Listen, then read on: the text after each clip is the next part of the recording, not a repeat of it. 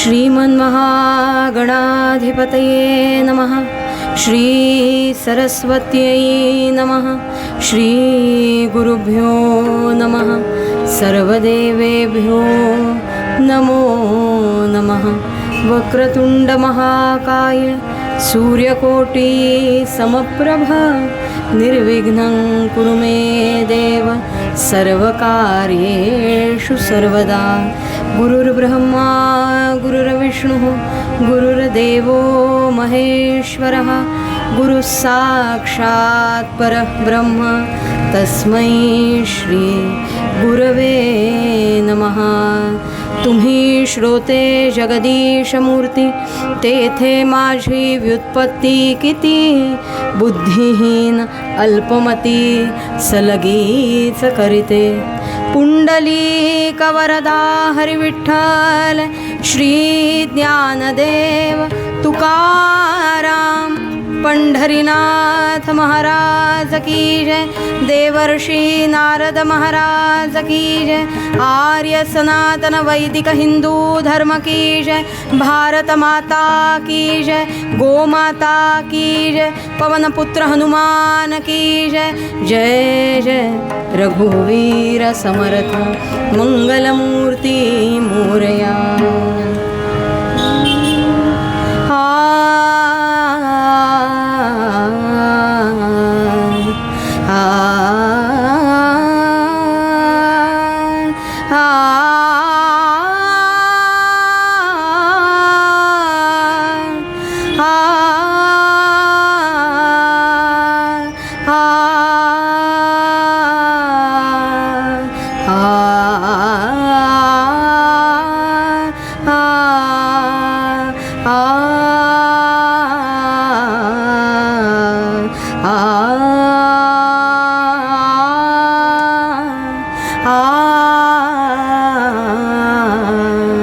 राम कृष्ण हरी जय जय राम। राजा राम राम कृष्ण हरी जय जय राम। राजा राम राम कृष्ण हरी जय जय राम। राजा राम राम कृष्ण हरी जय जय राम।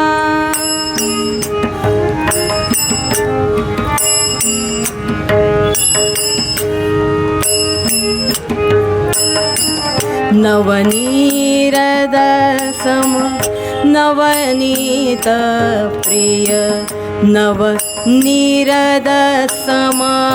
नवनीत प्रिय नवल विनोद विहारी राजा राम नवल विनोद विहारी राजा राम राम कृष्ण हरी जय जय राम।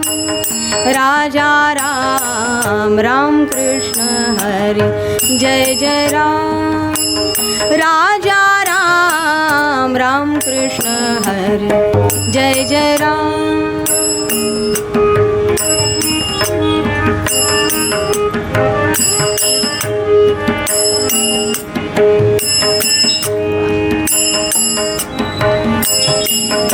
गोवर्धन धर गोपाल नरत गोवर्धन धर गोपाल नरत गोकुल संकट हारी राजा राम गोकुल संकट हारी राजा राम राम कृष्ण हरी जय जय राम। राजा राम राम कृष्ण हरी जय जय राम।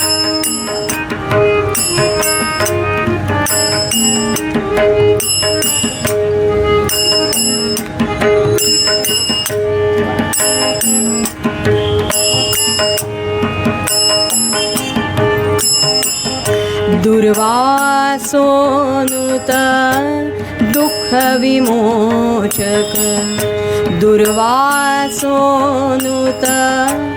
दुःख विमोचक दुर्जन संग संगमहारी राजा राम दुर्जन संगमहारी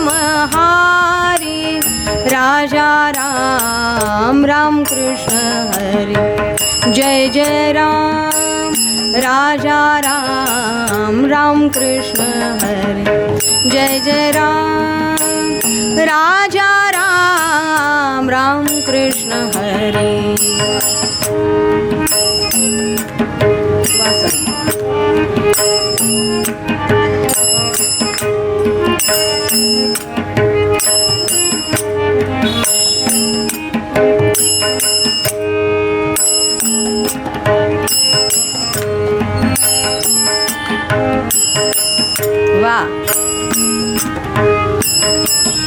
शरणागत दीना चरणी नेई शरणागत दीना चरणी नेई करुणा दृष्टि निहारी राजा राम करुणा दृष्टि निहारी राजा राम राम कृष्ण हरी जय जय राम राजा राम राम कृष्ण हरी जय जय राम राजा राम राम कृष्ण हरी जय जय राम कृष्ण हरी जय जय राम राम कृष्ण हरी जय जय राम बाळकृष्ण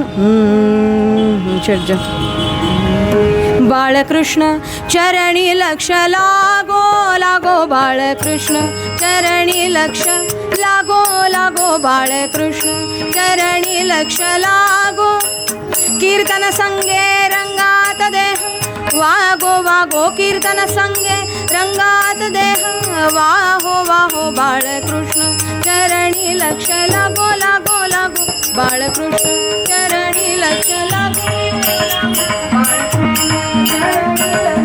त्यांचा माईक आहे त्यांचा माईक खाली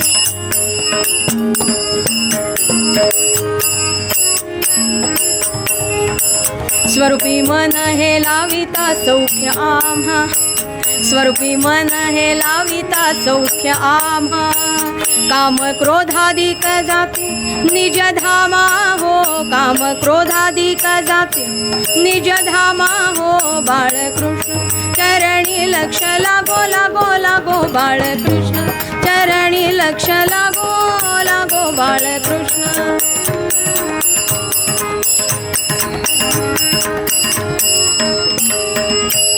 सारा सार वदविता सद्गुरुराया सारा सार वदविता सद्गुरुराया मंगलधाम जीवन नरहरि पाया मंगलधाम जीवन नरहरि पाया बाळकृष्ण चरणी लक्ष लागो लागो लागो बाळकृष्ण चरणी लक्ष लागो लागो बाळकृष्ण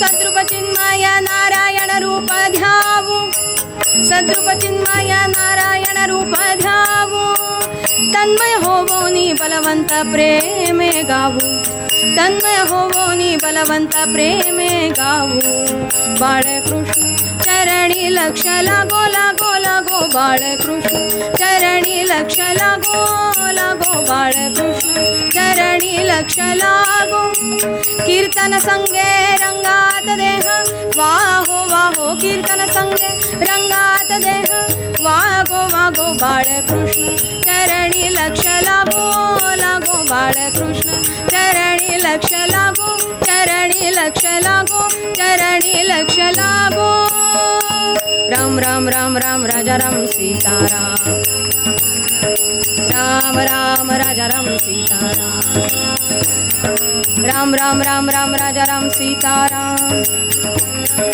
राम राम राजा राम सीताराम राम राम राम राम राजा राम सीताराम राम राम राजा राम सीताराम राम राम राम राम राजा राम सीताराम राम राम राम राम सीताराम राम राम राम राम राजा राम सीताराम बोला पुंडलिक वरदा हरी विठ्ठल श्री ज्ञानदेव तुकाराम पंढरीनाथ महाराज की जय देवर्षि नारद महाराज की जय आर्य सनातन वैदिक हिंदू धर्म की जय भारत माता की जय गो माता की जय जय जय रघुवीर समर्थ महारुद्र हनुमान की जय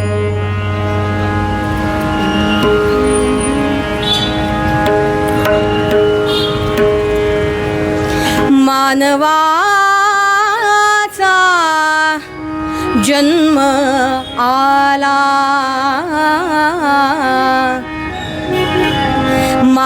मानवाचा जन्म आला मानवाचा जन्म आला देवा काय मागू तुला देवा काय मागू तुला मानवाचा जन्म आला मानवाचा जन्म आला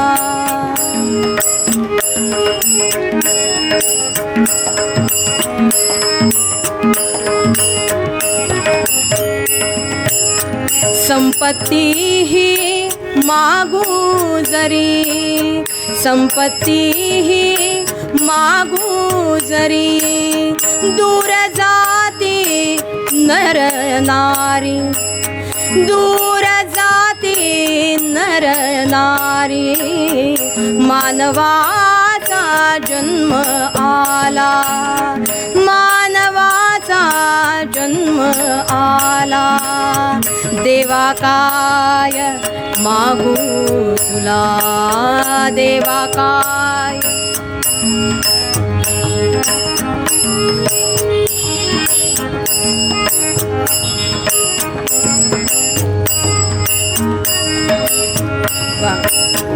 कन्या पुत्र मागू जरी कन्या पुत्र मागू जरी अंती राहती दूरच्या दुरी अंती राहती दूरच्या दुरी मानवाचा जन्म आला मानवाचा जन्म आला देवा काय मागू तुला देवा काय मागू तुला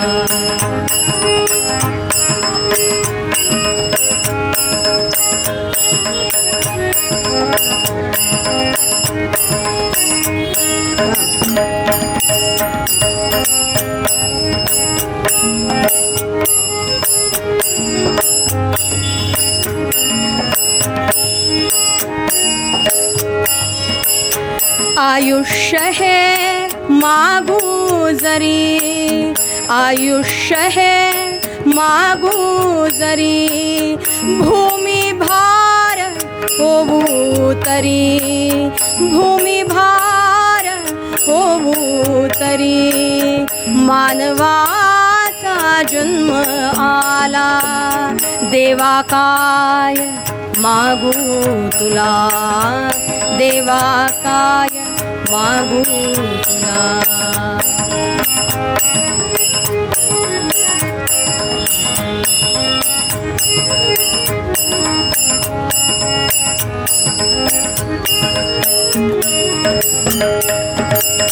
कीर्ती मागू जरी आता कीर्ती मागू जरी आता देह जाईत वाहे चिंता देह जाई वाहे चिंता राज्य मागू जरी आता राज्य मागू जरी आता राजा वाहे सदा चिंता राजा वाहे सदा चिंता मानवाचा जन्म आला देवा काय मागू तुला दे देवा काय मागू तुला.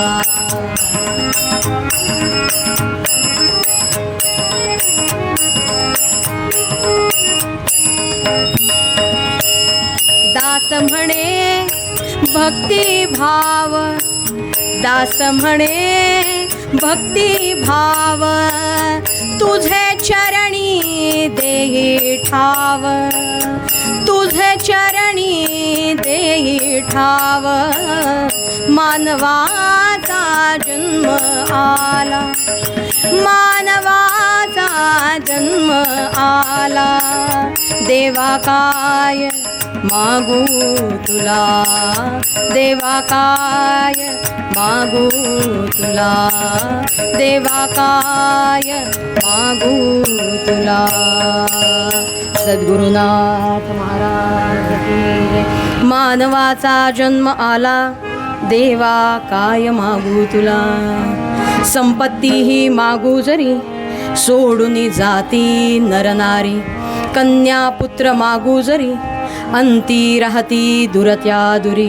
आयुष्य हे मागू आता, आयुष्य हे मागू आता, व्यर्थ होईल भूभार पाता. कीर्ती मागू अटाअटी, देह जाईल उठा उठी. राज्य मागू जरी आता, राजा वाहे सदा चिंता. दास म्हणे भक्तिभाव, तुझे चरणी दे रे ठाव. दास म्हणे भक्तिभाव, तुझे चरणी दे रे ठाव. सद्गुरुनाथ महाराज की जय. निरूपणाचा अभंग एरवी साधारण 4 चरणाचा. आज निरूपणाचा अभंग संपता संपेना. किती मोठा अभंग असणार असा मनामध्ये प्रश्न आला असेल, पण अभंगाचा विषयच असा आहे की आपल्या मागण्या जोवर संपत नाही तोवर अभंग कसा संपेल. कारण मागणं या विषयावरचा ब्रह्मचैतन्य गोंदवलेकर महाराजांचा हा अभंग आहे. पहिलाच शब्द मानवाचा जन्म आला. 84 लक्ष योनीतून फिरून फिरून फिरून फिरून एकदाचा आला बाबा मानवाच्या जन्माला. लक्ष लक्ष 84 योनी फिर कर सुंदर नरतनु पाया. लक्ष 84 योनी फिर कर सुंदर नरतनु पाया. 2 दिन गए इधर उधर और 2 दिन गए इधर उधर और फिर 84 आया, फिर 84 आया. एवढा आटापिटा करून करून करून 84 लक्ष योनीतून फिरून फिरून फिरून एकदाचा मानवाचा जन्म मिळाला. पण संत सांगतात की हा मानवाचा जन्म मिळाल्यानंतर काय करायचं, हीच मोठी परीक्षा आहे. शाळेमध्ये प्रवेश मिळवला बाबा एकदाचा, हल्ली मिळवावाच लागतो, तो सहजासहजी मिळत नाही. तुमच्या वेळेला बरं होतं, शाळेतून मास्तर घरी यायचे म्हणे, तुमच्या लेकराला आमच्या शाळेत घाला म्हणायचे. आता काही खरं नाही. आता टेबलावरून द्यायचे वेगळे, टेबला खालून द्यायचे वेगळे. इतकं झाल्यावर सुद्धा शाळेत प्रवेश मिळेल का नाही सांगता येत नाही. आटापिटा केला शाळेत प्रवेश मिळवायचा. आता शाळेत प्रवेश मिळाला. प्रवेश मिळाल्यामुळे तयारी सुरू झाली. दप्तर आणलं, वह्या पुस्तकं आणली, लिखाणाचं साहित्य आणलं. शाळेत इतर ड्रेस चालत नाहीत, शाळेचा गणवेश आणला, बूट मोजे आणले, सुट्टीत खायचा डबा आणला. संपूर्ण तयारी झाली. प्रवेशसुद्धा मिळाला. पण गधड्यांनी शाळेत जाऊन अभ्यासच केला नाही. व्यवहारामध्ये बोलणी खाईल नाही तर काय होईल हो आईबापाची. आणि म्हणून ज्यासाठी शाळेत प्रवेश मिळाला तेच केलं नाही. बाकी सगळी तयारी असताना मुख्य मुद्दा जर बाजूला राहिला तर शाळेत प्रवेश मिळूनही काही उपयोग नाही, शाळेची तयारी करूनही उपयोग नाही, आणि शाळेची फी भरून तर त्याहून उपयोग नाही. हे जसं व्यवहारात आहे ना, तसं या मानवी जन्मामध्ये आलो. मानवाचा जन्म आला, परमार्थाकडे जायचा प्रवेश निश्चित झाला. कारण पशुदेही नाही गती ऐसे सर्वत्र बोलती, म्हणून प्राप्ती नरदेहाची. अहो आतापर्यंत 2 जण इकडून गेले, एक इकडं गेलं, बरं एक पुढून गेलं, एक मागून गेलं. मनात तरी आलं का सतरंजीवर जागा आहे, जरा बसूया, आजचं कीर्तन ऐकूया. माणसांबद्दल काहीतरी कीर्तन चाललेलं दिसतंय. हे शक्यच नाही ना. म्हणून तर त्या जन्मात असूनही काही उपयोगाचं नाही, फक्त भोग भोगण्यासाठी म्हणून ते सारं आहे. पण मनुष्य जन्म मात्र असा आहे की तो भोग भोगण्यासाठी आहे खरा, पण भोग भोगून झाल्यानंतर खऱ्या अर्थी जिथे वाटचाल व्हायला पाहिजे ती वाटचाल फक्त आणि फक्त नरदेहामध्ये होऊ शकते. नरतनु तुला लाभली रे, नरतनु तुला लाभली. आता पुढे पर्वणी भली, तरुण जा भवरे. ही नरतनु लाभल्यानंतर काय व्हायला पाहिजे ही खरी परीक्षा आहे.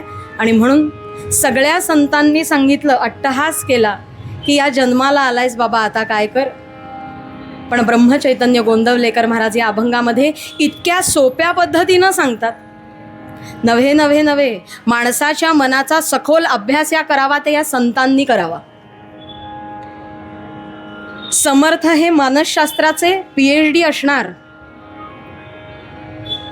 कारण मनाचा अभ्यास झाल्याशिवाय मनोबोध लिहिताच येणार नाही हो. इथं आपल्याला आपल्या मनात काय चाललंय कळेना. समर्थांनी समोरच्याच्या मनात काय चाललंय हे ओळखावं. बरं, फक्त त्यांच्या कुटुंबापुरतं मर्यादित नाही हे. अवघे विश्वची माझे घर, ऐसी मती जयांची स्थिर, किंबहुना चराचर आपणची जाहला. संतांनी विचार करावा, तो मर्यादित कुणासाठी नाही तर अवघ्या विश्वासाठी विचार करावा, प्रत्येकाच्या मनात काय चाललंय.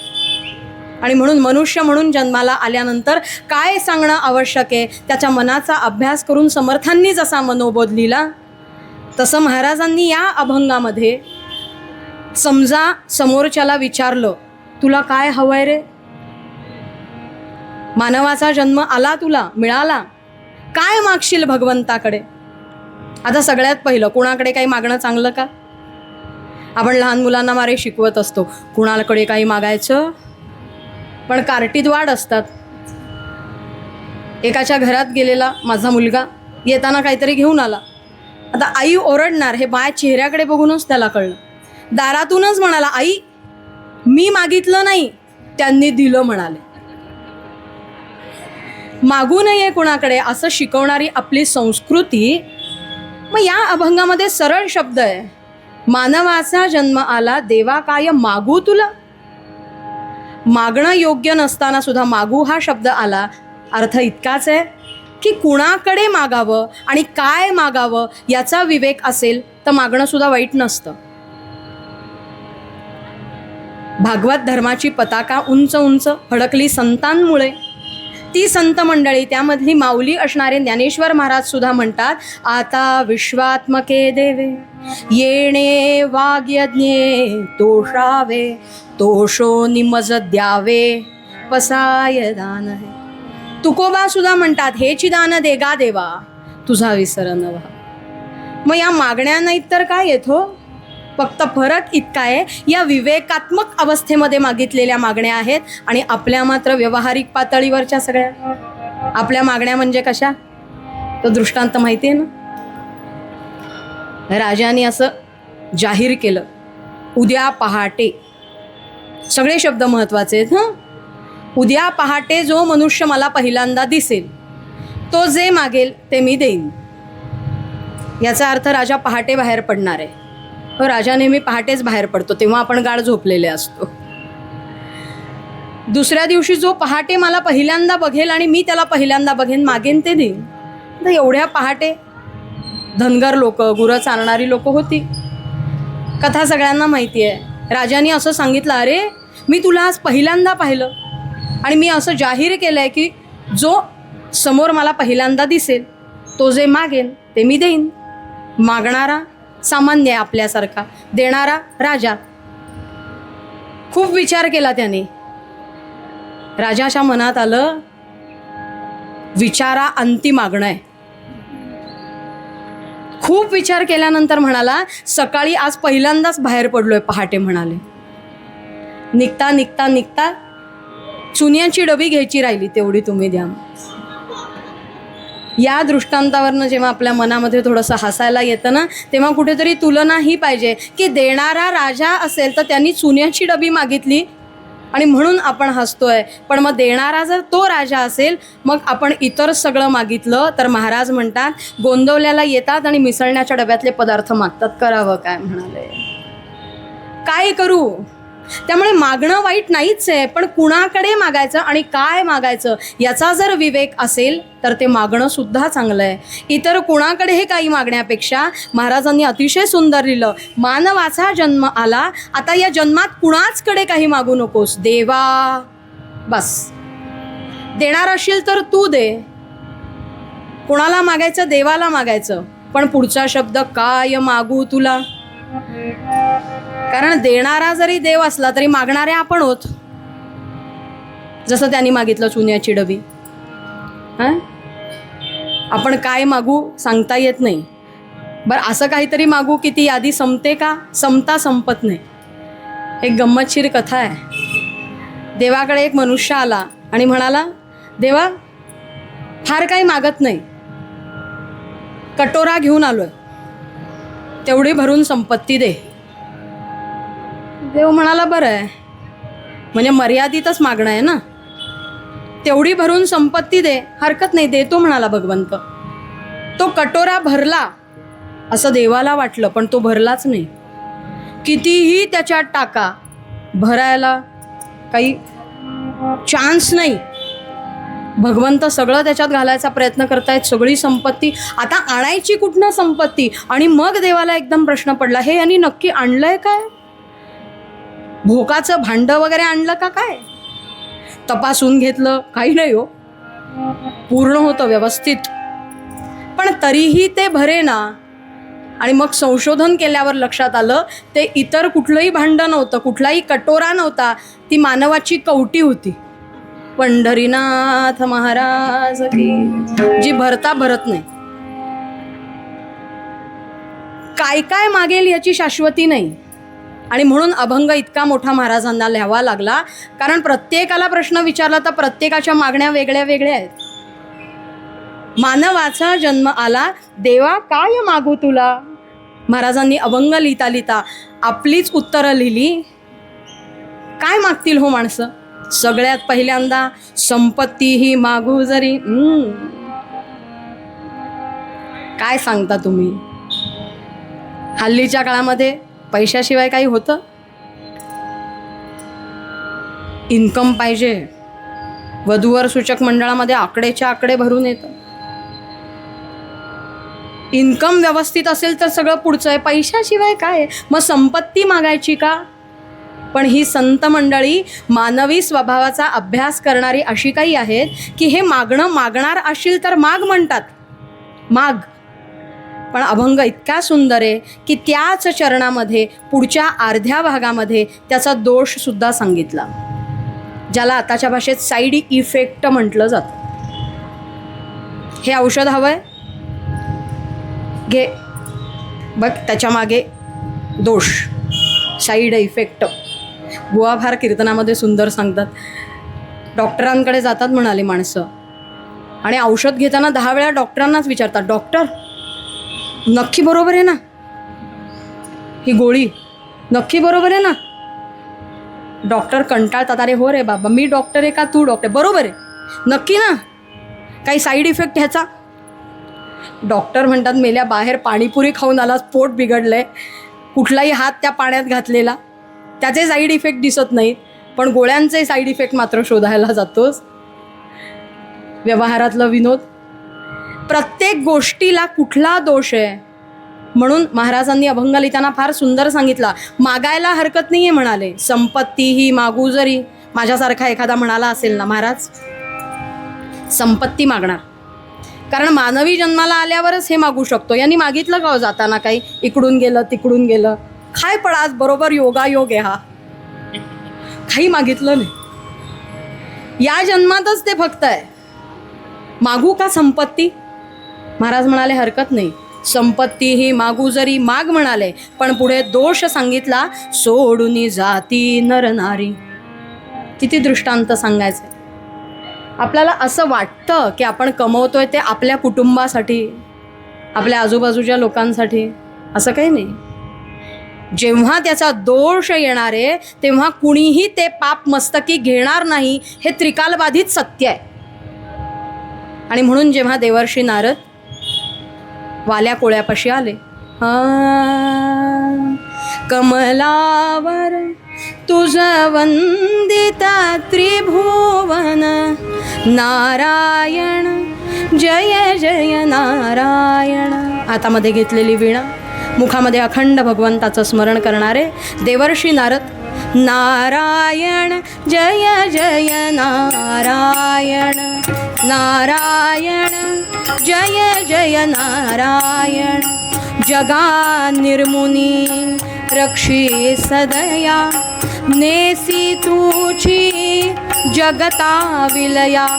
तू अविनाशी तुझ हे वंदन, नारायण जय जय नारायण, नारायण जय जय नारायण, नारायण जय जय नारायण. हरिनारायण नारायण. नारदांना येताना पाहिलं, कथाभाग फार सांगण्यासारखा नाही, सगळ्यांना ठाऊक आहे. त्याला प्रश्न विचारला, तू हे का करतोस, कशासाठी करतोस? सगळ्यांसाठी करतो म्हणाले, माझ्या कुटुंबासाठी करतो. कोणी उत्तर देईल? कुटुंबासाठी करतो. कुटुंब या शब्दाचा अर्थ काय हो? कधी विचार केला?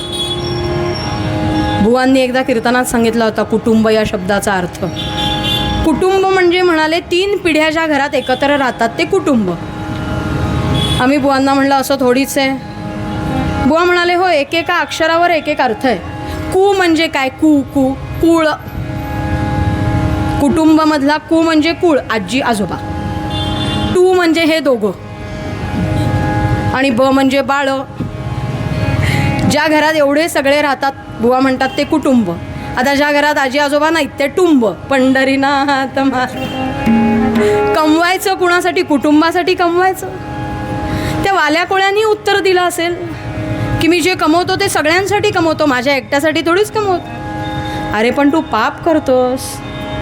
काही वेळेला हे पाप करून मिळवावं लागतं. मग तू ज्यांच्यासाठी कमावतोस ते तुझ्या पापात भागीदार होणार का? त्यांनी खात्रीशीर सांगितलं, होणार होणार. देवर्षी नारद सद्गुरूंच्या ठिकाणी ते म्हणाले, जाऊन विचारून ये, काय तुझ्या पापात ते सहभागी आहेत का नाहीत?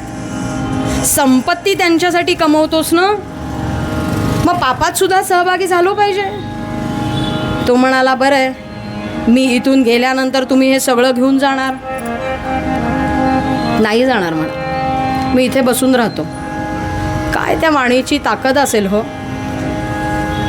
देवांना जशी भुरळ पडते ना, तशी असुरांनाही भुरळ पडावी अशी नारद मुनींची वाणी आहे. आणि म्हणून आद्य कीर्तनकार नारद मुनींना म्हणलं जातं, वाणीची काय तपश्चर्या असेल. नुसते देवांना वंदनीय नाही आहेत, तर असुरांना देखील ते वंदनीय आहेत. सर्वत्र संचार असणारे नारद मुनी बसून राहिले. जा विचारून ये म्हणाले. आणि कथा आपल्याला असं सांगते की कोणीही त्या पापामध्ये भागीदार व्हायला तयार नाही. आणि त्या क्षणाला लक्षात आलं, संपत्ती जरी मी सगळ्यांसाठी म्हणून कमावतोय, तरी ह्याच्यातनं जर दोष लागला तर तो मला एकट्याला भोगावा लागणार. म्हणून महाराज लगेच साईड इफेक्ट सांगतात, संपत्ती ही मागू जरी दूर जाती नरदारी. नको, आवश्यकतेपुरतं बास झालं. आपण म्हणतो ना, काही माणसं म्हणतात, देवानी काही द्यायला नको, काही नको, काही नको, हवं तेवढं फक्त धान तेवढं द्या. हवं तेवढंची व्याख्या न संपणारीच आहे परत माणसाची कवटी. हवं तेवढं वेगळं आणि आवश्यक तेवढं वेगळं. संपत्ती बरोबर आहे हवी, पण आवश्यकतेपुरती हवी. इतकी कमवायची की आता झोप लागे ना, रात्री कोणी आलं तर. बँकेत ठेवलंय खरं, पण बँक बुडली तर. आता सगळे चिंतनाचे विषय त्या दिशेने जाऊ लागले. नको, आज पुरतं आहे थोडंसं, उद्या पुरतं आहे, बस झालं. संपत्तीही मागू जरी, अनावश्यक ती नको. मग काय मागशील? माझं उत्तर झालं. आता दुसऱ्याला कोणाला तरी विचारलं असावं. तो म्हणाला, कन्या पुत्र मागू जरी. छान आहे की नाही हे मागणं? संतती मागूया का, कन्या पुत्र मागूया का? महाराजांनी लगेच त्याचा साईड इफेक्ट सांगितला. अंती राहती दूरच्या दुरी. अगदी शब्दार्थ घेतला तरी चालेल व्यवहारातला. कन्या पुत्र असून खरंच शेवटच्या क्षणाला आपल्याबरोबर असतील का, हा संशोधनाचाच विषय सध्याच्या काळामध्ये. त्याच्यावरून सामाजिक प्रश्न इतके मोठे मोठे भेडसावत आहेत की अगदी व्यवहारातला शेवटचा क्षण आईवडिलांचा आला तरी परदेशी असणाऱ्या मुलांना यायला सुद्धा वेळ नाही, व्यावहारिक अर्थ जरी घेतला तरी.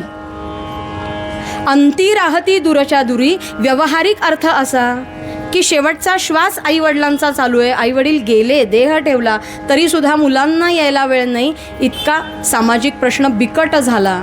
पण या ठिकाणी शेवटच्या श्वासाला इतका मर्यादित अर्थ नाही आहे. अंती राहती दूरच्या दुरी म्हणजे काय की व्यवहारामध्ये सगळे मी मी मी मी म्हणून मिळवले तरी शेवटच्या क्षणाला जायचं ते एकट्यालाच जायचंय.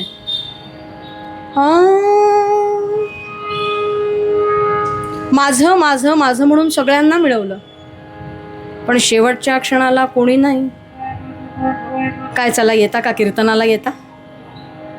एखाद्याचं फारच आपल्यावर प्रेम असेल तर म्हणेल बरं चला, कीर्तन फार काही आवडत नाही, तिथे जाऊन झोपीन थोडासा पण येतो. काय येता का खरेदीला संध्याकाळ? तुम्ही म्हणताय म्हणून येतो. माणसांना सगळीकडे नेता येतं म्हणून बघा बरं, उद्या जाणारे वरती येता का? जा म्हणेल एकटे तुम्ही जा.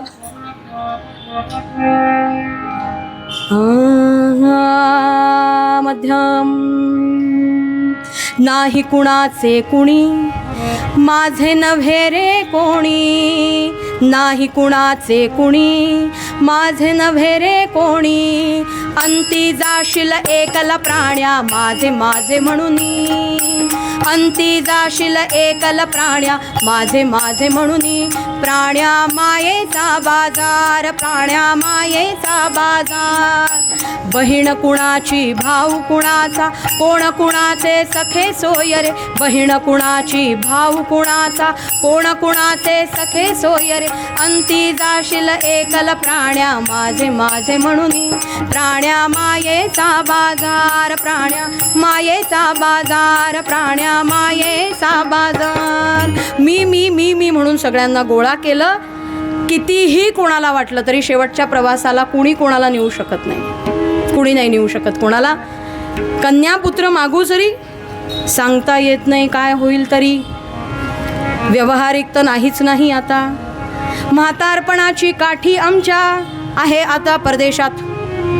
उपयोग काय त्याचा? व्यवहारातही नाही आणि परमार्थातही नाही, कुणीही कुणाचं नाही. या मार्गावरून एकट्याला जायचं आहे. मग इतकं मर्यादित मागणं मागतो कशाला? सोबतच मागायची ना, मग कन्यापुत्राची सोबत कशाला? जे शेवटपर्यंत बरोबर राहणार त्यांची सोबत मागावी. व्यवहारातला नियम आहे. मला प्रवास करायचा, निघालो प्रवासाला मी आणि मानसीताई. कुठे जायचं? नागपूरला जायचं. बापरे, पहिल्यांदाच चाललो एवढ्या लांब दोघी जणी. औरंगाबाद म्हणजे संभाजीनगर आल्यानंतर तिनं सांगितलं माझं कीर्तन इकडेच आहे, मी उतरते आता. आता माझा पुढचा प्रवास सुरू झाला. आता मी शहाणी असेन तर कोणाची ओळख वाढवेन? शेजारी बसणाऱ्याची नाही वाढवणार. का? कधी उतरेल परत पुढच्या मुक्कामाला सांगता येत नाही. गाडीचा चालक आणि वाहक असेल त्याची मी ओळख वाढवेन का? शेवटपर्यंत बरोबर आहे बाबा काही झालं तरी तो. हा व्यवहारात जर नियम आहे तर जो शेवटपर्यंत बरोबर राहणार आहे त्याच्या साथीने आयुष्य काढणं हे महत्त्वाचं नाही का? कन्यापुत्र मागू जरी नाही सांगता येत. कुठल्याच प्रवासामध्ये कुणीच शेवटपर्यंत असू शकत नाही एका भगवंताशिवाय. भगवंताच्या नामाशिवाय आणि भगवंताच्या तत्वाशिवाय, सद्गुरूंच्या तत्वाशिवाय कुणीही बरोबर नाही. महाराज म्हणाले मागायचं का कन्या पुत्र? नको म्हणा, नको. अशाश्वताचं मागणंच नको. आता अजून मनामध्ये काही तिसऱ्यानी सांगितलं, महाराज माझ्या मनामध्ये एक चांगलं मागणं आहे. काय मागतोस म्हणाले? आयुष्य हे मागू जरी. कारण तुम्ही मगाचपासून म्हणताय मानवाचा जन्म आला, मानवाचा जन्म आला, आता भरपूर आयुष्य दे मानवाच्या जन्माला. हो, पण भरपूर आयुष्य जगणाऱ्यांना सुद्धा शेवटपर्यंत कळत नाही नक्की काय मिळवायचं. महाराजांनी इतकं सुंदर लिहिलं, आयुष्य हे मागू जरी भूमिभार होऊ तरी. कितीही कटू वाटलं तरीसुद्धा हे सत्य आहे. कितीही प्रेमाचं माणूस असलं तरीसुद्धा जेव्हा परावलंबित्व येतं तेव्हा असं वाटायला लागतं, देवा सोडव रे बाबा, त्यांना सोडव, याचा पुढचा अर्धा भाग आम्हाला सोडव, असाच असतो की नाही. भरपूर आयुष्य मागून सुद्धा ते कसं जगायचं हे कळलंच नाही तर आयुष्य भरपूर मिळून सुद्धा उपयोग काय आहे. किंबहुना 16 वर्षाचं आयुष्य, 18 वर्षाचं आयुष्य, पण त्या आयुष्यामध्ये जे द्यायचं ते दिलं, जे मिळवायचं ते मिळवलं. ज्ञानियांचा राजा, किती आयुष्य हो, गुरु महाराज. ज्ञानियांचा राजा गुरु महाराज, ज्ञानियांचा राजा राजा गुरु महाराज. म्हणती ज्ञानदेव, म्हणती ज्ञानदेव, तुम्हा ऐसे ज्ञानियांचा राजा गुरु महाराज. ज्ञानियांचा राजा राजा गुरु महाराज, ज्ञानियांचा राजा गुरु महाराज. माऊली ज्ञानेश्वर महाराज किती वर्षांचं आयुष्य, आणि याच्या उलट चांगदेवांचं किती वर्षाचं आयुष्य. मग ज्ञानदेव व्हायचं का चांगदेव व्हायचं. जेव्हा भेटायला आले या चौघांना, कथा ठाऊक आहे, आपल्या इथेच अतिशय पुण्य असणारं तीर्थक्षेत्र आळंदी, त्या आळंदीमध्ये निर्जीव असणाऱ्या भिंतीवर 4 भावंडं बसलेली होती. आणि जेव्हा निरोप आला की 1400 वर्ष जगलेले चांगदेव आलेत. बरं, चांगदेवसुद्धा थेट आले नाहीत, एथिक्स पाळावे जरा. भेटायला येण्यापूर्वी कळवलं. पूर्वीच्या काळी बाकी साधनं नव्हती, पत्रांनी कळवायचं. पत्र लिहायला घेतलं ज्ञानोबाला, मी येतोय भेटीला. आता पत्र लिहिण्याच्या आधी वर लिहिलं पाहिजे ना काहीतरी, तीर्थरूप, चिरंजीव, कुमार, कुमारी, काय काय काय काय. तिथेच पहिल्यांदा शब्द आडले. काय लिहायचं, कू लिहायचं, ची लिहायचं. लहान आहेत वयानी, कसं काय. जे आयुष्यात जमलेलं नाही ते या वयात त्यांना जमलं. रेड्याच्या मुखातून वेद वदवून घेणं म्हणजे ते लहान नाहीत. मग काय लिहायचं, मोठे आहेत असं लिहायचं का, तीर्थरूप लिहायचं का, आदरणीय लिहायचं का, माननीय लिहायचं का. हे मीच लिहायचं असेल तर मग भेटायला कशाला चाललो आहे. 1400 वर्ष जगलेल्या चांगदेवांनाही कळेना काय लिहावं. कोरा कागद पाठवून दिला. तो कोरा कागद जेव्हा आला तेव्हा 4 भावंडं भिंतीवर बसलेली होती. निवृत्तीनाथांकडून ज्ञानोबा, सोपानदेव आणि शेवटी मुक्ताईकडे तो कोरा कागद आला. निवृत्तीनाथ म्हणतात, मुक्ते हे तुझं बाळ आहे, तू सांभाळ. चांगदेवांना चित्कला असणाऱ्या मुक्ताईचा अनुग्रह आहे बरं का, उपदेश आहे. कागद पाहिला, काय हो, 1400 वर्ष जगून सुद्धा काहीही उमटलेलं नव्हतं. काय उपयोग आहे. आपल्यासारखं आहे, मेरा जीवन कोरा कागज कोरा ही रह गया. नक्की कशासाठी आलो मी, कोण, कोठील कुठे मज लागी जाणे, काहे जगात घडले मज लागी येणे, याचा विचार करता शिणलो मी वाया. सांगो नहे सुखी करा मज स्वामी राया. वयाच्या 5व्या-6व्या वर्षी प्रश्न पडला होता नाथांना, जो आपलं वय इतकं सरलं तरी आपल्याला कधीच पडत नाही. किती वर्ष जगलो याच्यापेक्षा कसं जगलो, चांगदेव झालो का ज्ञानदेव झालो याला महत्त्व आहे. आयुष्य मागू आता, मग मात्र भूमिभार होऊन राहणार. महाराज सांगतात, पुढच्यानी एक मागणं मागितलं, बाकी म्हणाले जाऊ दे, कीर्ती मागूया. कीर्ती, कीर्ती का, कारण कीर्ती ही अशी गोष्ट आहे, देह गेला तरी ती राहते. मूरत से कीरत बड़ी, मूरत से कीरत बड़ी, बिना पंख उड़ जाए.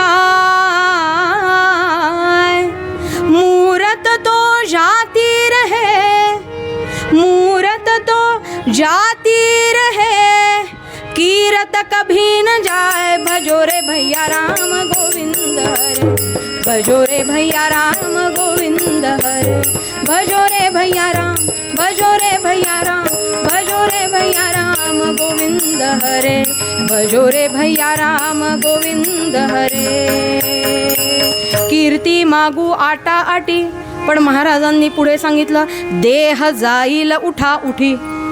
मला चांगलं म्हणा, मला चांगलं म्हणा, मला चांगलं म्हणा, याच्यातच आयुष्य चाललं. जी माणसं वाईट वागतात ना, त्यांना पण असं वाटतं की लोकांनी त्यांच्याबद्दल चांगलं बोलावं. मी वाईट वागेन पण तुम्ही माझ्याबद्दल चांगलं बोललं पाहिजे.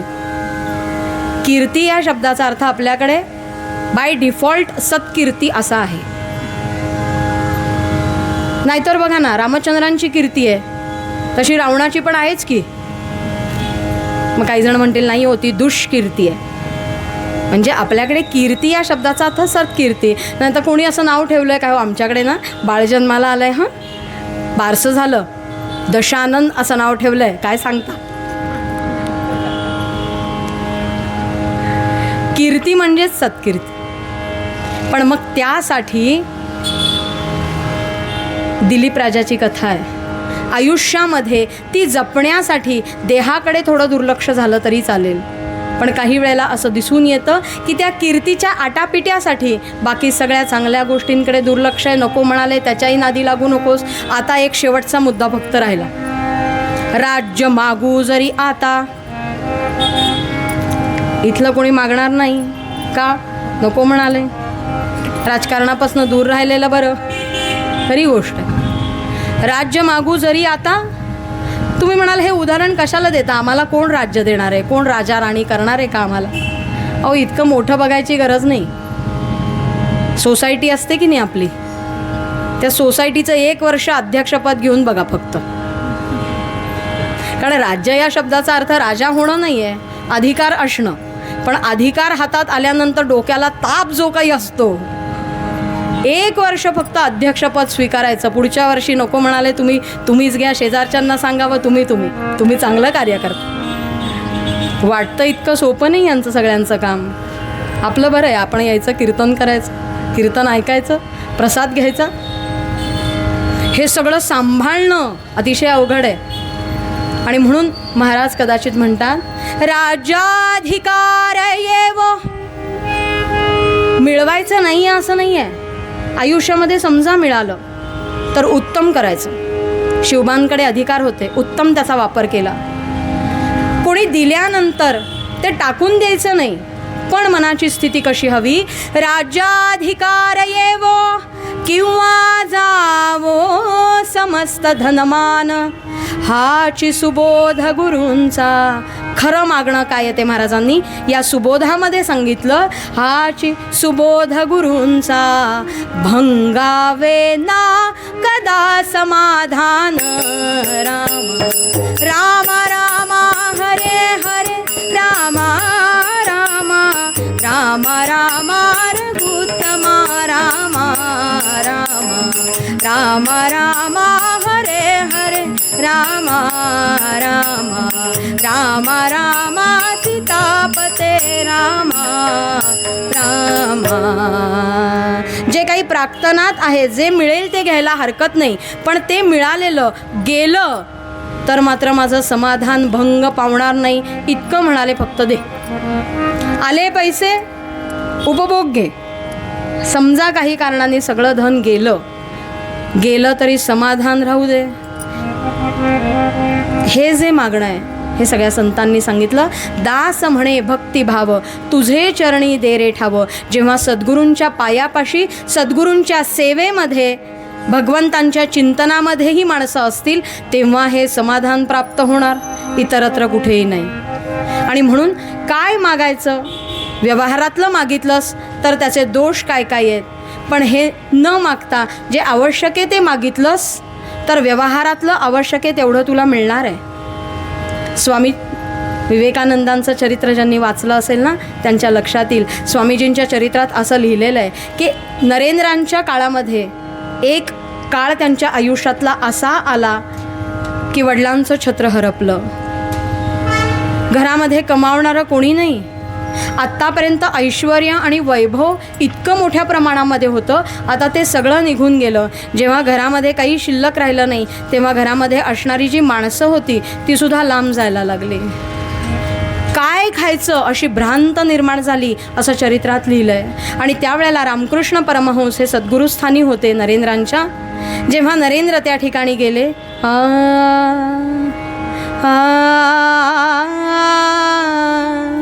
आणि सद्गुरूंना सांगितलं की आता माझ्याकडे काहीच शिल्लक नाही आहे हो, माझे वडीलसुद्धा नाहीत, माझी भावंडं उपाशी राहिली आहेत, माझ्या आईकडे मला बघवत नाही, घरामध्ये धन नाही, धान्य नाही, काही नाही, माझ्यासाठी एक कराल? ही जी काली माता आहे ना, ती तुमच्याशी बोलते असं तुम्ही म्हणता ना, तिच्याकडे माझ्यासाठी फक्त नोकरी मागा. सद्गुरू होते ते म्हणाले, नरेन मी कशाला मागू रे, तूच माग. नरेंद्र आश्चर्यचकित झाले, म्हणाले मी मागू? माझ्याशी ती बोलेल, मला ती देईल जे हवं ते?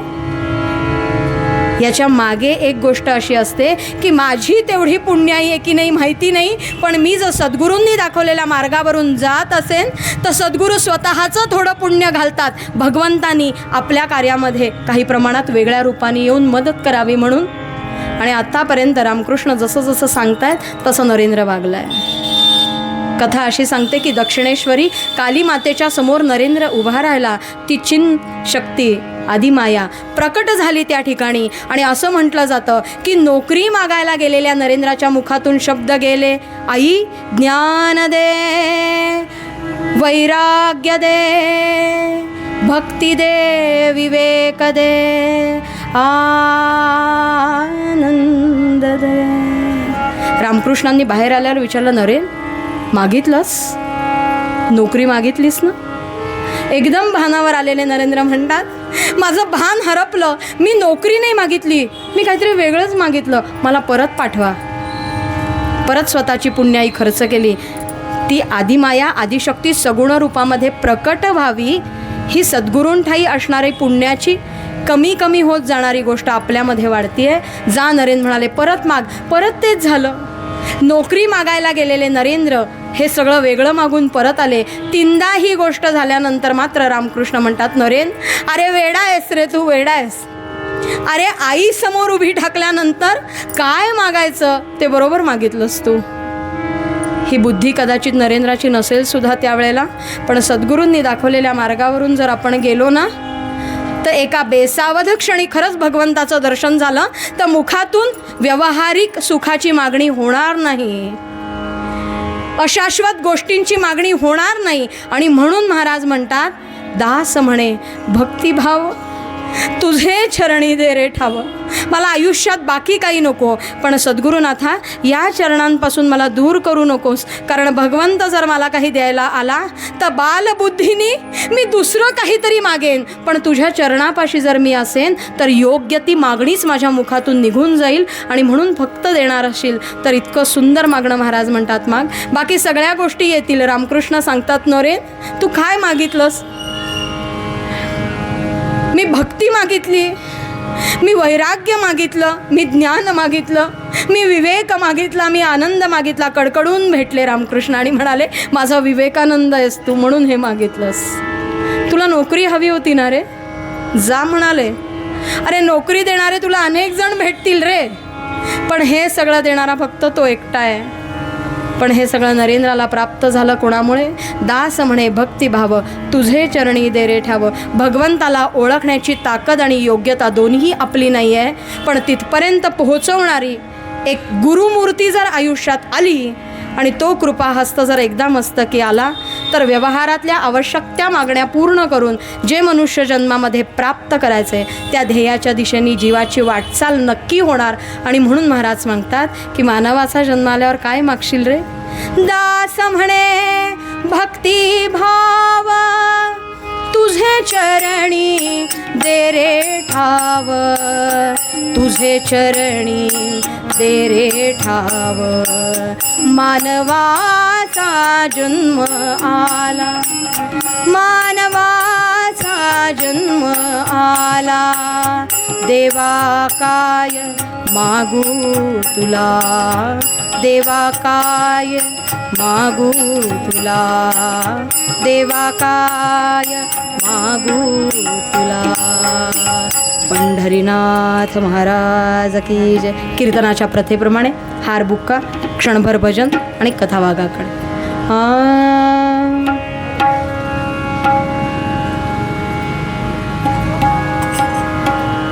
परब्रह्म सद्गुरु गुरु महाराज गुरु जय जय परब्रह्म सद्गुरु गुरु महाराज गुरु जय जय परब्रह्म सद्गुरु गुरु महाराज गुरु जय जय परब्रह्म सद्गुरु गुरु महाराज गुरु जय जय परब्रह्म सद्गुरु गुरु महाराज गुरु जय जय परब्रह्म सद्गुरु जय जय परब्रह्म सद्गुरु जय जय परब्रह्म सद्गुरु. पंढरीनाथ महाराज. कुणाचं चरित्र ऐकायचं, तपशील काय, त्यांचं नाव काय, गाव काय, आई वडिलांचं नाव काय, तर वर्णन असं केलं. कर्नाटक प्रांतात, कर्नाटक प्रांतात जन्माये सुपुत्र विख्यात, कर्नाटक प्रांतात जन्माये सुपुत्र विख्यात. जालिहाळ खेड्यात, जालिहाळ खेड्यात विप्र कुटुंबी अनंत साक्षात. राम राम राम हरे हरे राम राम राम राम रघुत्तमा राम राम राम राम सीतापते राम राम राम राम रघुत्तमा राम राम. कर्नाटक प्रांत, त्यामध्ये असणारा धारवाड जिल्हा, विजापूर जिल्हा, त्याच्या उत्तरेकडे बदामी नावाचा तालुका आणि त्या तालुक्याच्या शेजारी असणारं एक खेडं, ज्या खेड्याचं नाव जालिहाळ असं सांगितलं. या जालिहाळ खेड्यामध्ये एक कुटुंब राहत होतं. वेदशास्त्र संपन्न, धर्मशास्त्र निपुण, ज्योतिषशास्त्रामध्ये पारंगत असणारं, सत्य, दया, दान आणि परोपकार या सद्गुणांनी मंडित असणारं कुटुंब. त्यामुळे साहजिकच गावामध्ये सगळ्यांना पूज्य असं होतं. गावामध्ये ख्याती होती, कीर्ती होती. गावातले सगळेजण या कुटुंबाला मानणारे होते. काय होतं आडनाव, आता सगळं कर्नाटकमधलं आहे त्यामुळे आडनावसुद्धा वेगळं आहे. गाडगोळी, जालिहाळ, गाडगोळी. तुम्ही लक्षात नाही ठेवलं तरी चालेल, ते आहे ना तिथे, विसरलो तर परत ऐकता येतं. गाडगोळी असं उपनाम सांगितलं आहे. आणि याच्यामध्ये घराण्यामध्ये जन्माला येणारा प्रत्येक पुत्र हा असाच वेदविद्या विभूषित, धर्मशास्त्र निपुण, ज्योतिषशास्त्रात पारंगत असणारा. या घरामध्ये बाळंभट्ट आणि जीवबाई असं दाम्पत्य. या घराण्यातल्या कर्त्या मोठ्या पुरुषांनी असं सांगितलं होतं की बाळंभट्टा, तुझ्या पोटी जे संतान जन्माला येईल ना, ती मोठी विभूती असणार आहे, ती मोठी विभूती असणार आहे. अर्थात अशी मोठी विभूती सहजासहजी जन्माला येत नाही. ते शृंगाराचं जसं अपत्य असतं तसं तपश्चर्येचंही अपत्य असतं. आणि म्हणून भगवंताचा संकेत असा प्राप्त झाला की एकदा बाळंभट्ट स्नानासाठी म्हणून पुष्करणीवर म्हणजे तलावावर गेले होते. स्नान करता करता करता नामस्मरण चालू होतं, कारण घरामध्ये अखंड नामस्मरण आहे. उपास्य दैवत कोणतं असेल तर रेणुका माता हे उपास्य दैवत आहे. त्या स्नान करत असताना बाळंभट्टांना असं दिसलं की लांबून एक भोपळा वाहत येतोय पाण्याबरोबर. जसा तो भोपळा जवळ आला, लक्षात आलं नुसता भोपळा नाही आहे, त्या भोपळ्याला काहीतरी बांधलेलं आहे, रेशमी वस्त्र. तो बरोबर येऊन तिथपर्यंत बाळंभट्टांपर्यंत आला. बाळंभट्टांनी तो अडवला. त्याला रेशमी वस्त्रामध्ये जे काही गुंडाळलेलं होतं ते काढून पाहिलं आणि लक्षात आलं त्याच्यामध्ये अत्यंत मंगल असणारा, पवित्र असणारा अनंताचा धागा होता. अनंताचा दोरा ज्याला आपण म्हणतो ना, धागा, तो होता. ते तसंच रेशमी वस्त्रात गुंडाळलेला तो धागा घेतला, आपल्या वडिलांना दाखवला आणि वडिलांनी सांगितलं, मी तुला सांगितलं होतं ना, तुझ्या पोटी कोणीतरी मोठी संतान विभूती येणार, दैवी संकेत आहे. बाळंभट्टा, तू आणि तुझ्या पत्नीनं अनंताचं व्रत करायला सुरुवात कर. तपश्चर्येने संतान जन्माला यावं. एखाद्या घरामध्ये जेव्हा असे संत जन्माला येतात, एखादी विभूती जन्माला येते, ती जन्मोजन्मीची पुण्याई असते. आधीच्या अनेक पिढ्या या तपश्चर्येमध्ये गेलेल्या असतात, तेव्हा कुठे अशी विभूती जन्माला येते. आणि या घरामध्ये एका बालकाचा जन्म झाला.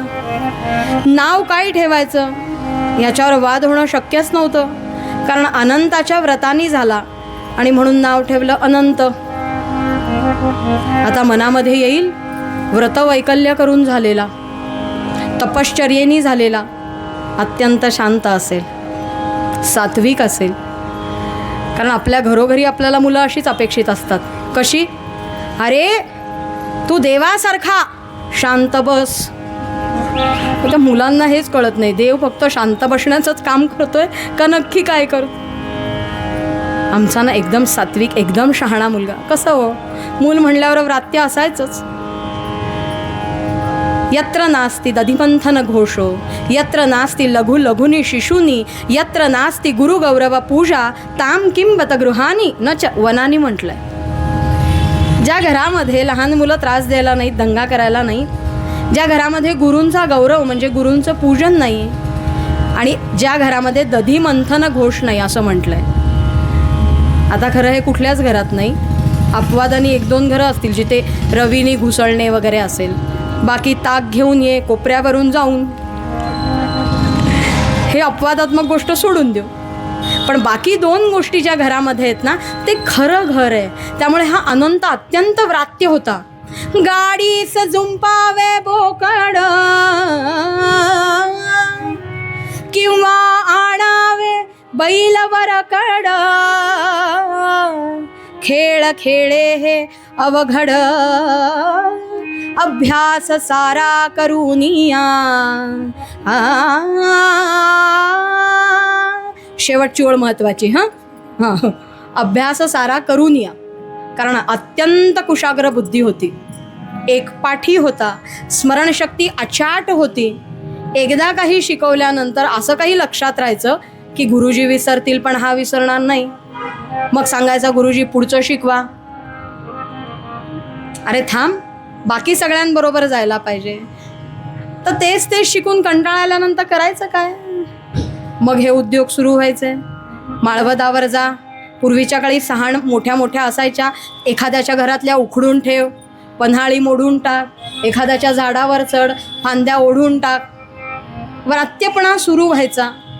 पण आता अशा कामांमध्ये जेव्हा एखादं मूल पुढाकार घेतं, तेव्हा संघटन खूप असतं त्याच्याकडे. कारण सगळ्यांनाच हे करायचं असतं, पण पुढाकार कोणीतरी घ्यायला पाहिजे. त्यामुळे सगळी मुलं त्याच्या पाठी जायला लागली, सगळ्यांच्या घरातले ओरडायला लागले. त्या अनंताच्या आईवडिलांना असं वाटलं, काय तपश्चर्येने ह्याचा जन्म झाला खरा, पण घरामध्ये जे जे आहे ते सांभाळणार का नाही सांभाळणार. अशाचा असा प्रसंग महाराजांच्या चरित्रात आहे. गणू बुवा जेव्हा वार्त्यपणा करायचे तेव्हा गीता माय म्हणायची, गणू, घरामध्ये कुलकर्णी पद आहे, ते वतन तू सांभाळणार आहेस का नाही सांभाळणार. तू शहाण्यासारखा वागणार आहेस का नाही वागणार. आता आपल्या शहाण्यासारख्या व्याख्या वेगळ्या. अनंताचं तसंच व्हावं, सगळ्यांना घ्यावं आणि उपद्व्याप करावेत. गावातल्या लोकांच्या दृष्टीने हा अत्यंत व्रात्य, अत्यंत खोडकर, सारख्या तक्रारी. असं करता करता एक प्रसंग असा घडला.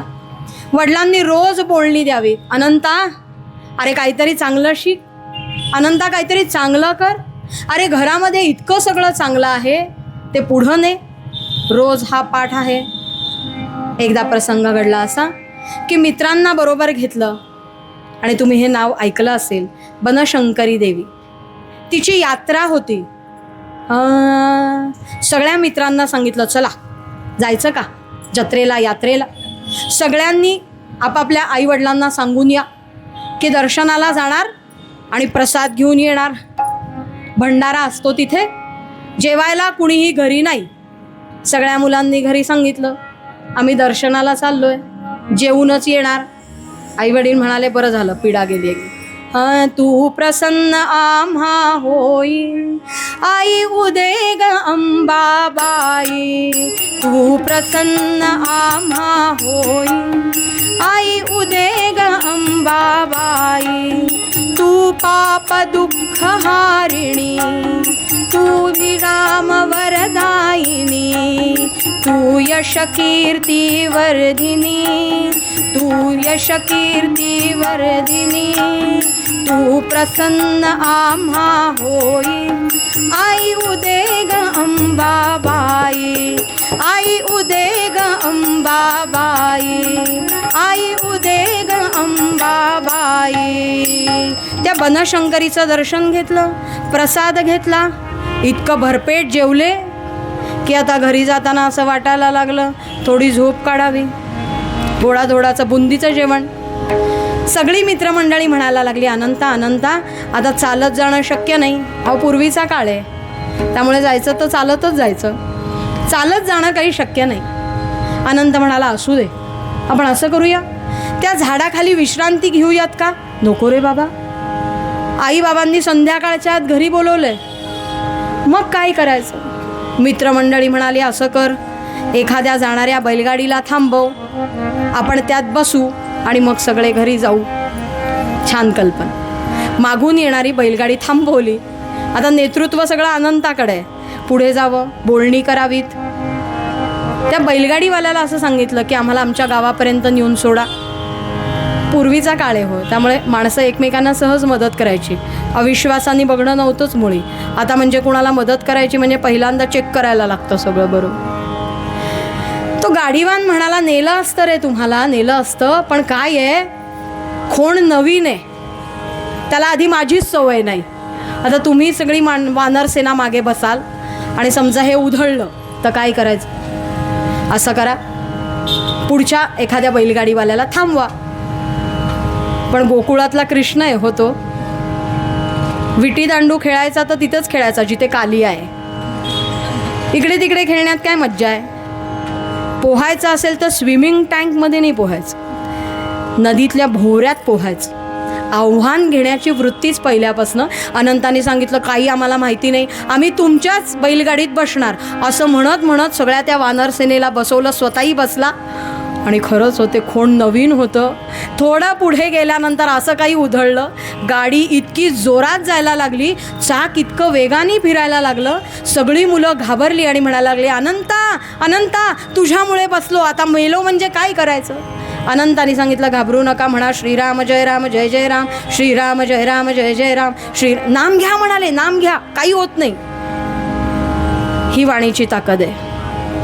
व्रात्यपणा कितीही असला तरी गोपाळकृष्णांनी एखादी गोष्ट सांगितल्यानंतर गोकुळातल्या ती कुणीही टाळली नाही, याला वाणीची तपश्चर्या म्हणतात. आपल्या शेजारी राहणाऱ्या व्रात्यपोराचा आपण ऐकतो का हो? आकर्षयती इति कृष्ण हा का, ते तपश्चर्येचं तेज तिथे आहे. तसंच अनंताचं होतं. सगळ्यांनी नाम घ्यायला सुरुवात केली आणि लक्षात आलं, एक क्षण असा आला की जोरात फिरणारं चाक क्षणात थांबलं.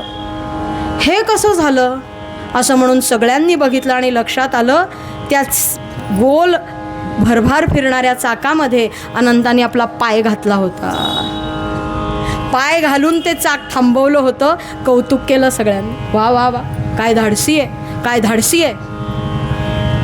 कोणी कौतुक केलं? मित्रांनी, मित्रांच्या आईवडिलांनी, सगळ्यांनी दम भरला. आता त्या कार्ट्याबरोबर गेलास तर याद. आणि घरामध्ये मात्र याच्याही पेक्षा मोठा आगीचा डोंब उसळला. वडील इतके चिडले, म्हणाले, अनंता अनंता, अरे कुलाची कीर्ती वाढवण्यापेक्षा कसा कुळाचा करंटा म्हणून जन्माला आलास रे? कीर्तीची ध्वजा उंच नेण्यापेक्षा आतापर्यंत जी कीर्ती कमावली आहे ना, ती सगळी पायदळी तुडवायला निघालास. तू आमच्यावर भार होऊन राहणार आहेस का रे? तू असाच जगणार आहेस का रे? तू असाच आम्हाला त्रास देणार आहेस का रे? कशाला असा भार होऊन आमच्यावर जगतोस? नाही नाही, ते शब्द वडिलांच्या मुखातून रागाच्या भरामध्ये निघून गेले. पण वय 14 वर्षाचं होतं. ते ओरखाडे असे काही मनावर उठले की त्या रात्री मात्र अनंता जेवे ना, ज्या बनशंकरीच्या दर्शनाला गेला होता ना, मनोमन तिला आठवलं आणि तिचं स्मरण करता करता अनंताच्या मनामध्ये प्रश्न आले, असं जगणं काय कामाचं हो? आपल्या आईवडिलांनाच आपण भार होऊन राहतोय. असं आयुष्यच नको. हे आयुष्य संपवून टाकूया. हा देह एकदाचा देऊन टाकूया, विसर्जित करून टाकूया, म्हणजे सगळ्यांच्याच डोक्याची कटकट संपून जाईल. त्या रात्री कुणालाही न सांगता अनंता बाहेर पडला. मनामध्ये असं ठरवलेलं होतं की बनशंकरीपर्यंत जायचं, आईचं दर्शन घ्यायचं. अत्यंत निर्जन आणि निर्भीड अरण्यामध्ये मंदिर होतं. तिथे असलेल्या विहिरीमध्ये रात्रीच्या वेळेला हा देह विसर्जन करून टाकायचा, असं ठरवून अनंता घरातून निघाला.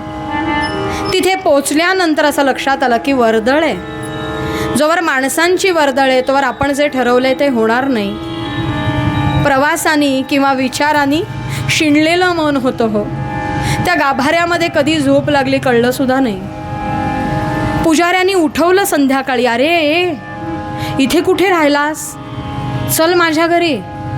हे जंगल आहे, हिंस्त्र श्वापद आहे तिथे, कधी तुला खातील सांगता येत नाही.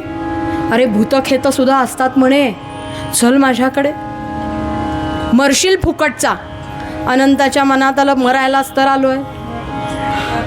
मनात असं आलं म्हणजे विहिरीत मरण्यापेक्षा एवढ्या संधी येत होय इथे मरायच्या. आता तर म्हणाले इथेच थांबायचं. पुजाऱ्याला असं सांगितलं, नाही, मी ठरवून आलोय आजची रात्र इथे काढायची, तुम्ही गेलात तरी चालेल, मी इथेच राहणार आहे. त्याचा निश्चय पाहिला. पुजाऱ्यांनी सुद्धा कुलूप घातलं आणि तिथून निघून गेले. रात्रीची वेळ. आता मात्र या अनंताने असं ठरवलं की आता या विहिरीपाशी जायचं आणि सगळ्यांवर आपला जो भार झालाय तो एकदाचा हलका करायचा, त्या पाण्यामध्ये आपला देह विसर्जन करायचा. असं म्हणून विहिरीच्या कडेला उभा राहिला. आतमध्ये वाकून पाहिलं, एक मनाचा निर्धार केला आणि उडी मारणार. इतक्यात कोणीतरी मागे खेचलं आणि देवळाच्या दिशेने भिरकावून दिलं. तो हिसका इतका जोराचा होता की तिथे धडपडलेला अनंता डोळे मिटून काही क्षण पडून राहिला. अंगाला दरदरून घाम फुटला की इथे कोणीच नाही आहे, मग मला वाचवतंय कोण? खरंच पुजारी म्हणाले तसे कोणी नसेल ना? पण मनातली भीती झटकून टाकली. परत उठला, त्या विहिरीपाशी गेला. निर्धार इतका पक्का होता की आता परत विहिरीत उडी मारणार. तेवढ्यात कोणीतरी परत मागे खेचलं आणि आता अशा काही ताकदीने ढकललं की गाभाऱ्यात जाऊन पडला. त्या बसलेल्या धक्क्याने मूर्छा आली. डोळे बंद झाले होते. कधी झोप लागली कळलं सुद्धा नाही. ती ग्लानी असावी.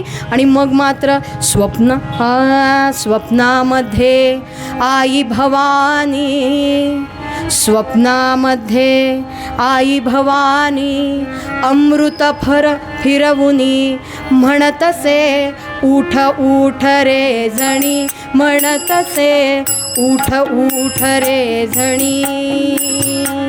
विद्या मिळवी अभ्यासाने राम अंतरी धरी, तरी ना उणे कशाचे परी, तुला ना उणे कशाचे परी. ब्रह्मज्ञानी होशील बाळा, ब्रह्मज्ञानी होशील बाळा, जीवन सार्थक करी, तेणे जगासी तू उद्धरी, तेणे जगासी तू उद्धरी, तेणे जगासी तू उद्धरी. असा स्वप्न दृष्टांत झाला की ती चिन शक्ती आदिमाया आपल्या मस्तकावरून हात फिरवतीये आणि म्हणते, अनंता इथे देह विसर्जन करण्यासाठी म्हणून जन्माला नाही आलास.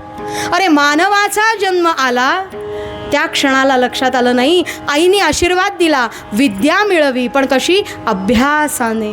राम अंतरी धरी, तुला उणे ना कशाचे परी. अरे ब्रह्मज्ञानी होशील बाळा. केवढा मोठा आशीर्वाद हो आईकडून मिळालेला. ब्रह्मज्ञानी होशील बाळा, जीवन सार्थक करी. प्रत्यक्ष भगवंतानी सांगावं की हे आयुष्य कशासाठी प्राप्त झालंय. उठ उठ, तू फक्त तुझं जीवन कृतार्थ करण्यासाठी जन्माला आला नाही आहेस, तू अनेकांचं जीवन कृतार्थ करण्यासाठी जन्माला आला आहेस. खडबडून जागा झालेला अनंता याचा पुढचा प्रवास असा सांगितला की मनाने निश्चय केला की आता व्हायचं तर ब्रह्मज्ञानीच व्हायचं. आता विद्या मिळवायची ती अभ्यासाने मिळवायची, पण मला कोण शिकवेल? कारण मी घर सोडून आलो, आता मी परत तिथे जाणार नाही. मी काहीतरी मिळवल्याशिवाय परत घरात पाऊल ठेवणार नाही. मग मला कोण शिकवेल? त्या देवीसमोरच याचना केली, आई मला पुढचा मार्ग दाखवतेस का गं? आणि सत्य संकल्पाचा दाता नारायण पुढचा मार्ग म्हणजे पुढच्या क्षणी मनात विचार आला की इथून मेणसगीला जावं. तिथे तमण्णराव कुलकर्णी माझ्या वडिलांचे मित्र आहेत, ते माझी राहायची व्यवस्था करतील. कारण माझे बाबा एकदा चिडले होते तेव्हा म्हणाले होते, तुला या गावात राहायचं नसेल तर जा मेणसगीला. मेणसगीला जाऊ का? अनंता मेणसगीला आला. त्या ठिकाणी काही काळ राहिला. त्या ठिकाणी तमण्णराव कुलकर्णी हे यजमान होते, वडिलांचे मित्र होते. तिथे त्याची व्यवस्था झाली. तिथे काही काळ विद्या अभ्यास केला आणि तो इतका मनापासून केला की इतर सामान्य माणसांना जेवढा वेळ लागतो तो सगळा अभ्यास काही काळातच संपवला. तमण्णरावांकडे जेव्हा हा अनंता होता ना, तेव्हा वडील शोधत आले होते. हो, ते आई वडील आहेत शेवटी. कितीही कृतकोपाने कधी काही बोलले ना तरी लेकुराचे हित जाणे माऊलीचे चित्त. घरात राहावे ना, अनंता कुठे गेला, अनंता कुठे गेला, शोधत शोधत मेणसगीला वडील येऊन गेले होते आणि लांबूनच पाहिलं होतं आपला मुलगा उत्तम मार्गाने निघालाय. हा ब्रह्मज्ञानी किंवा आत्मज्ञान प्राप्त केल्याशिवाय राहणार नाही हे वडिलांनी जाणून घेतलं. तिथून निघून गेले. पण आयुष्यामध्ये अशी गोष्ट घडली की जेव्हा खरंच अनंताचे अनंत शास्त्री झाले तेव्हा वडील हयात नव्हते. वडिलांना तो शुभक्षण बघता आला नाही, पण आईला मात्र बघता आला, भावंडांना मात्र बघता आला. कारण अनंताचा प्रवास असा सांगितला आहे की मेणसगीहून पुढच्या अभ्यासासाठी अनंता मुळगुणला गेला. त्या ठिकाणी गुरुनाथ शास्त्री नावाचे पंडित होते, त्यांच्याकडे सगळं शिक्षण पूर्ण केलं. आता अनंताचे अनंत शास्त्री झाले आणि घरच्या मंडळींनी तगादा लावला, आता याचे 2चे 4 करून टाकूया. आणि म्हणून सगळी मंडळी आली. चरित्रात असं लिहिलं आहे की आई आली, भावंड आली, मित्रमंडळी आली आणि असं ठरवलं की जे ह्यांनी मिळवायला पाहिजे होतं ते मिळवलं. परत मगाचीच गोष्ट आहे, व्यवहारात मिळवायला पाहिजे होतं ते त्यांनी मिळवलं आहे. आणि म्हणून सगळ्यांना असं वाटतंय की जे मिळवायचं होतं ते मिळवलं. पण अनंताला असं वाटतंय जे मिळवायचं होतं ते अजून बाकीच आहे. वेद विद्या विभूषित असलेले अनंत शास्त्री, इतकं मोठं चरित्र आहे की एका दिवसात सांगणं शक्य नाही. पण समारोपाकडे जाताना नक्की काय सांगायचं आहे तर आयुष्यात सगळं मिळवलं. वेद विद्या विभूषित झाले, अभ्यासाने विद्या मिळवली, खरंच ब्रह्मज्ञान मिळवलं. असं म्हटलं जातं की अनंत शास्त्री फक्त आणि फक्त संस्कृतमध्ये बोलायचे, गिरवाण भाषेत बोलायचे.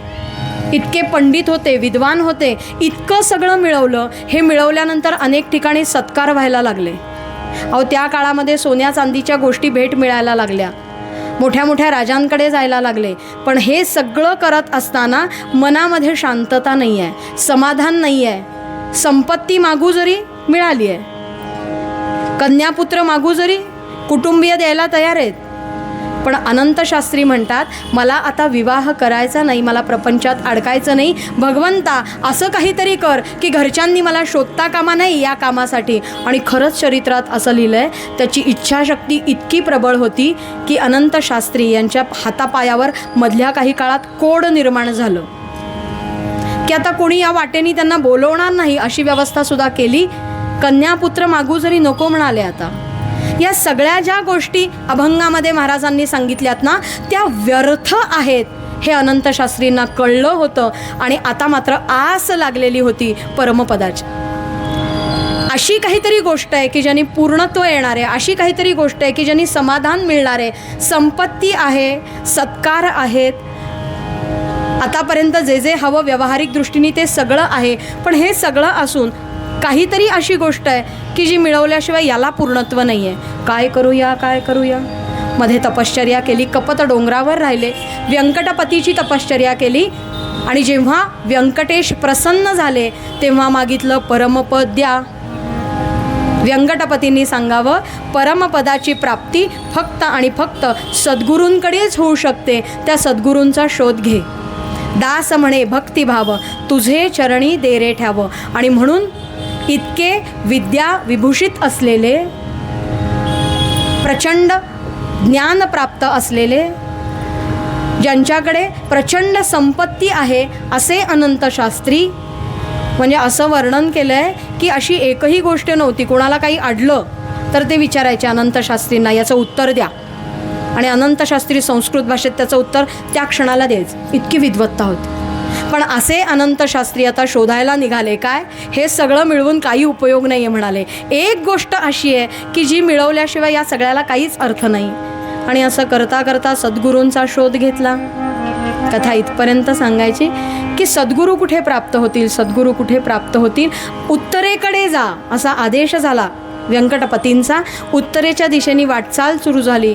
सहजासहजी सद्गुरू मिळत नाहीत. सद्गुरूंना मिळवण्याचा आटापिटा केला. आणि मग मात्र जेव्हा इंदोर मुक्कामी आले होते, त्या इंदोर मुक्कामामध्ये भैयासाहेब मोडक भेटले. भैयासाहेबांनी जेव्हा या अनंत शास्त्रींना पाहिलं, तपश्चर्येचं तेज झळकत होतं मुखावरती. भैयासाहेब म्हणाले, आमच्या घरी याल, काही काळ वास्तव्य कराल. अनंत शास्त्री गेले त्यांच्याकडे, पण बोलायचे नाहीत कुणाशी काही. सतत मनात एक विचार, आयुष्याला पूर्णत्व देणारं जे काही आहे ते आपल्याला कोण देईल, समाधान मिळवून आपल्याला कोण देईल, आपले सद्गुरू नक्की कुठे असतील. भैयासाहेबांनी असा प्रश्न विचारला की तुम्ही कोणाची वाट पाहताय. सद्गुरू शोधतोय म्हणाले. भैयासाहेब म्हणाले, इंदोरमध्ये आता एक व्यक्ती आली आहे, मी त्यांच्याच दर्शनाला चाललोय, तुम्ही येता. मन असं झालं होतं की कोणी चल म्हणलं की जायचं, तेच सद्गुरू असतील तर. आणि जेव्हा भैयासाहेबांबरोबर आले तेव्हा पहिल्यांदा महाराजांचं दर्शन झालं. कसे होते हो महाराज. तो मुलांमध्ये असे, तो स्त्रियांमध्ये बैसे. स्त्रियांमध्ये आणि मुलांमध्ये बसलेले महाराज प्रवेशद्वारापाशी असलेल्या अनंताकडे पाहिलं. मनाचा सारा खेळ लक्षात आला. अनंताच्या मनात येतं हे सद्गुरू असणं शक्यच नाही, हे सद्गुरू असणं शक्यच नाही. अहो, गिरवाण भाषेचा गंधही नाही आहे त्यांना. मुलांमध्ये काय बसलेत, स्त्रियांमध्ये काय बसलेत. तो मुलांमध्ये असे, तो स्त्रियांमध्ये बैसे, पण ऐसा निर्विकारी जगी मी नाही पाहिला. श्री ब्रह्म चैतन्या सारिखा नाही पाहिला. श्री ब्रह्म चैतन्या सारिखा नाही पाहिला. मी नाही पाहिला, मी नाही पाहिला. मनामध्ये काहीतरी द्विधा अवस्था झाली. न भेटता अनंता निघून गेला. पुढे कथा अशी सांगते की नरसोबाच्या वाडीला गेले. उग्र असं दत्तात्रेयांचं अनुष्ठान केलं आणि दत्तात्रेयांना असं सांगितलं की आता मला सद्गुरू देत नाही तुम्ही तोवर मी इथून जाणार नाही. सद्गुरू मला मिळाल्याशिवाय मी इथून माझं अनुष्ठान संपवणार नाही. आणि ती उग्र तपश्चर्या दत्तात्रेयांनी पाहिली, प्रसन्न झाले, सगुण रूपामध्ये समोर आले आणि असं सांगितलं, अनंता, अरे सद्गुरूंचा शोध घेत इथपर्यंत यायचीही आवश्यकता नव्हती. इंदोरला असतानाच सद्गुरूंची भेट करवून दिली होती. तुझी ओळखच पटली नाही, त्याला मी काय करू. परत माघारी जा. तुझे सद्गुरू, तू ज्यांना पाहिलंस तेच तुझे सद्गुरू आहेत. उठ आणि तिथे जा. आता मात्र दत्तात्रेयांना नमस्कार केला, माघारी फिरले. मनामध्ये असं येतंय की आतापर्यंत ते तिथे असतील का नाही. आयुष्यामध्ये जर एखादी चांगली संधी मिळाली तर माझ्या वेडपटपणामुळे मी जर ती घालवली तर परत ती संधी माझ्यासाठी चालून येईल का नाही. म्हणून सन्मार्गावर न जाण्याची, सदाचारावरून जाण्याची, नाम घेण्याची, गुरूंची सेवा करण्याची, भगवत चिंतन करण्याची एकही संधी मानवी जन्मात आलेल्या कुणीही सोडू नये अशी संत मंडळी सांगतात. मनाची अत्यंत द्विधा अवस्था, तळमळ तळमळ, आणि सा गम पध प गम पम गम रे. भैयासाहेबांकडे आले. त्यांची ती अवस्था पाहिली आणि भैयासाहेब विचारतात, काय झालं. ते तुम्ही परवा ज्यांना मला भेटायला नेलं होतं ते असतील का हो अजून तिथे. परवा म्हणजे 7 दिवस झालेत त्या गोष्टीला. पण भैयासाहेब म्हणाले, भाग्य आहे तुमचं, अजूनही महाराज तिथेच आहेत, चला मी तुम्हाला घेऊन जातो म्हणाले. चला.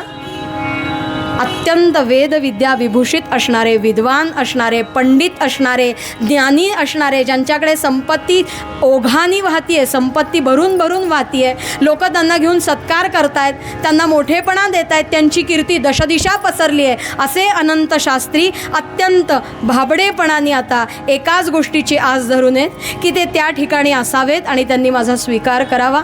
अनंत शास्त्री जेव्हा ब्रह्मचैतन्य गोंदवलेकर महाराजांच्या समोर येऊन उभे राहिले, महाराजांनी त्यांच्याकडे पाहिलं आणि महाराज म्हणतात, 4 इयत्ता सुद्धा मी शिकलो नाही रे बाबा, मला मराठी भाषेत बोलता सुद्धा नीट येत नाही.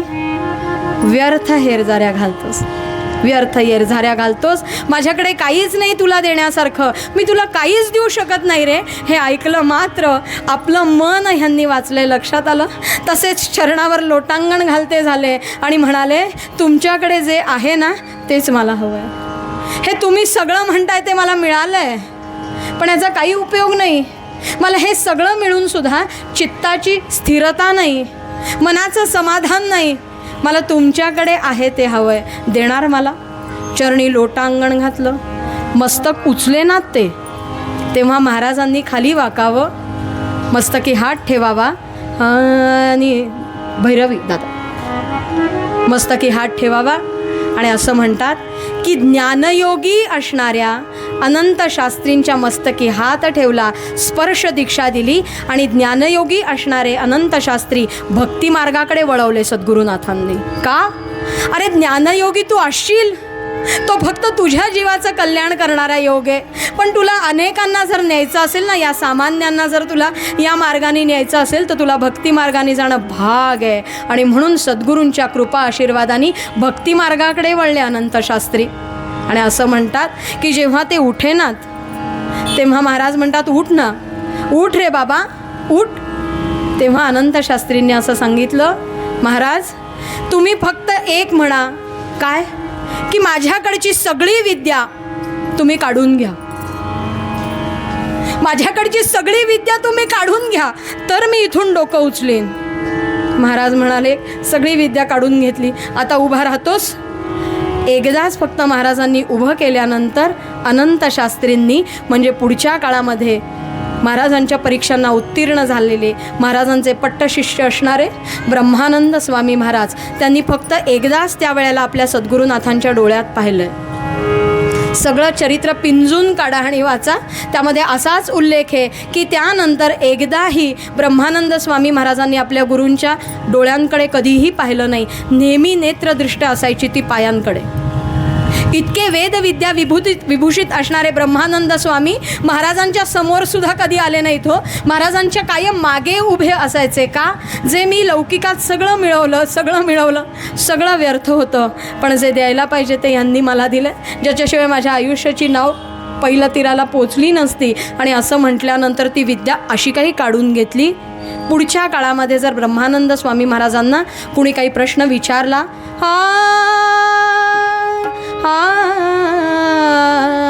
भैरवी, पुढच्या काळामध्ये जर ब्रह्मानंद स्वामी महाराजांना प्रश्न विचारला ना की तुम्ही याचं उत्तर देऊ शकता, तुम्ही संस्कृतमध्ये संवाद साधू शकता, तुम्ही आमच्या या प्रश्नाला योग्य असं उत्तर देऊ शकता, सांगा ना याचं उत्तर काय?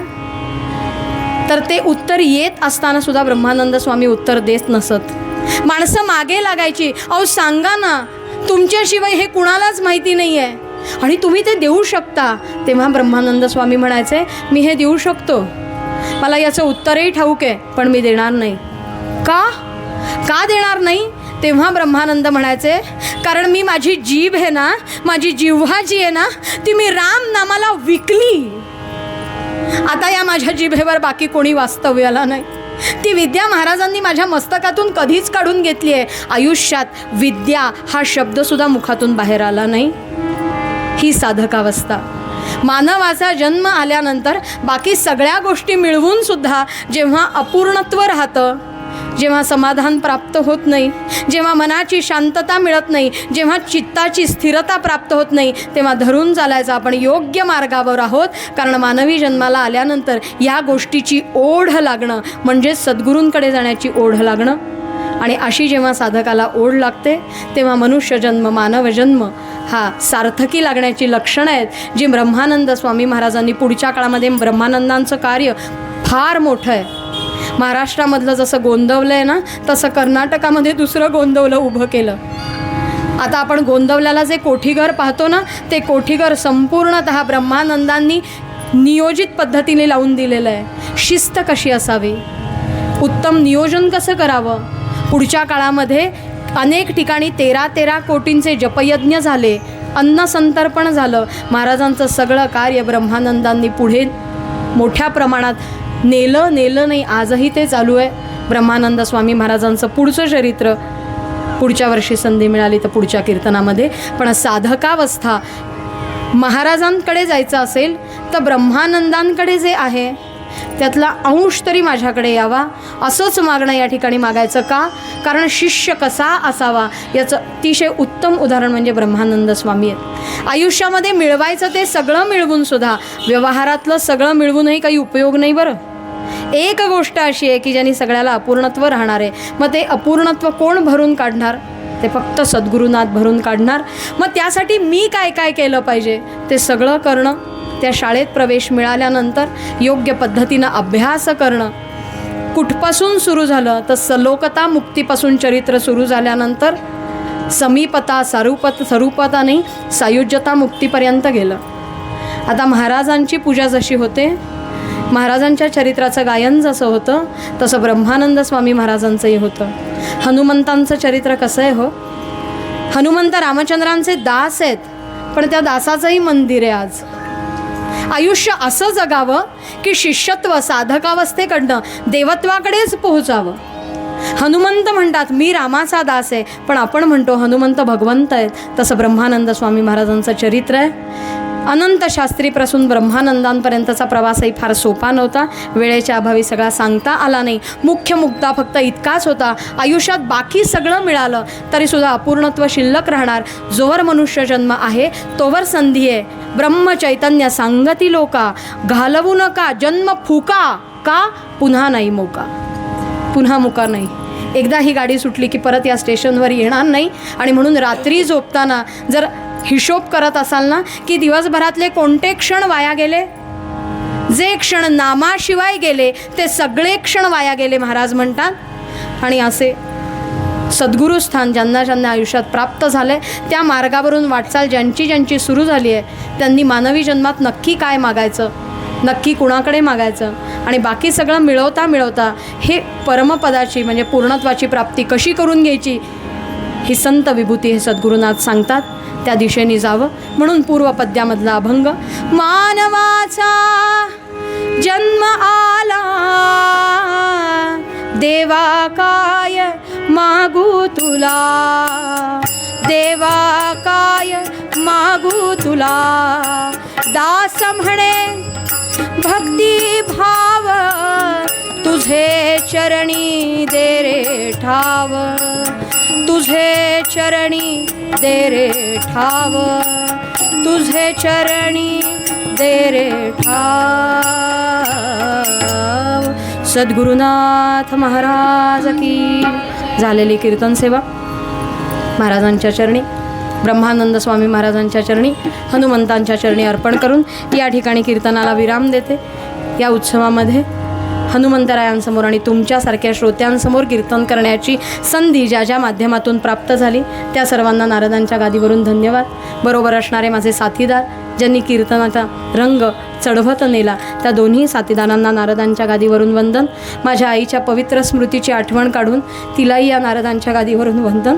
माझी सगळी घरची मंडळी ज्यांच्यामुळे कीर्तन सेवा पुढे चालली आहे त्या घरच्या मंडळींना नमस्कार करून माझे कीर्तनाचे गुरु राष्ट्रीय कीर्तनकार चारुदत्त बुवा आफळे त्यांच्या चरणी वंदन करून आज या ठिकाणी कीर्तनाला विराम करते. झाले कीर्तन शेवट गोड करा, मनीधरा श्री जानकीच्या वरा कीर्तन रंगी वाजवा करटाळी नाम घोषे पातक होय होळी येथून कल्याण साम्राज्य सुख राशी अवघे उठा ओवाळा राघवासी हे चिदान देगा देवा तुझा विसरण व्हावा गुण गाईन आवडी हेची माझी सर्व गुण नलगे मुक्ती धन संपदा संत संग देगा सदा तुका म्हणे गर्भवासी सुखे घालावे आम्हासी